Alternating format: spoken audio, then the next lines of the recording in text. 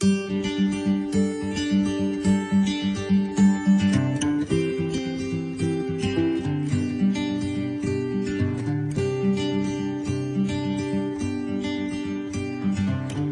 saudara sekalian, selamat pagi. Pada hari ini kita akan kembali merenungkan firman Tuhan sebelum kita melakukan segala kegiatan kita.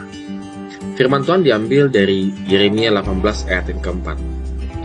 Apabila bejana yang sedang dibuatnya dari tanah liat di tangannya itu rusak, maka tukang periuk itu mengerjakannya kembali menjadi bejana lain menurut apa yang baik pada pemandangannya. Saudara, kalau kita salah ketik di laptop ataupun di komputer biasa, kita dengan gampang akan mendelete dan kita menulis kembali apa yang salah. Kalau kita juga menulis di sebuah buku dengan pensil, saudara, dan kita tahu ada satu atau dua kalimat yang kurang tepat, maka kita dengan gampangnya akan menghapusnya dengan penghapus pensil.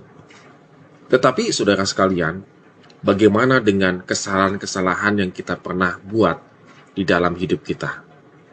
Atau boleh dibilang, bagaimana dengan dosa-dosa yang telah banyak kita lakukan di dalam hidup kita?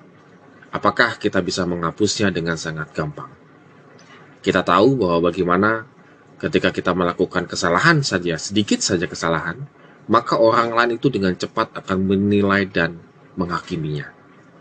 Saudara, dalam konteks ini Yeremia diingatkan kembali oleh Tuhan. Dia disuruh datang ke tukang periuk.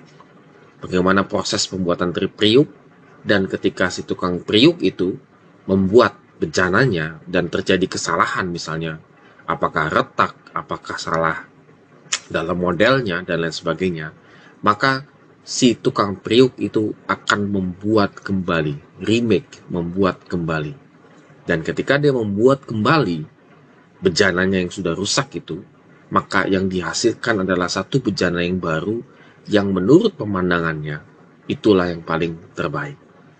Saudara sekalian, ketika kita melakukan kesalahan di masa lalu kita, apakah dosa kita, apakah mungkin kesalahan-kesalahan yang mengakibatkan banyak hal dalam kehidupan kita, maka satu hal yang harus kita ketahui, bahwa Tuhan bisa membuat kembali, meremake, membuat kembali kesalahan-kesalahan kita itu menjadi bejana yang sangat indah.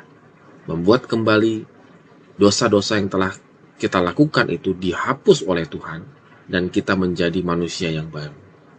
Saudara, mari kita renungkan kembali firman Tuhan pada hari ini, bahwa kita pada saat ini sudah diciptakan Tuhan sedemikian indahnya, sedemikian baiknya.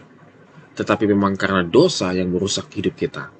Tetapi bukan berarti Tuhan tidak mampu untuk membuat hal yang jelek, hal yang kurang baik dalam hidup kita menjadi indah. Kita harus sungguh-sungguh menyerahkannya dan mempercayakan hidup kita kepada Tuhan. Amin. Tuhan Yesus memberkati kita semua.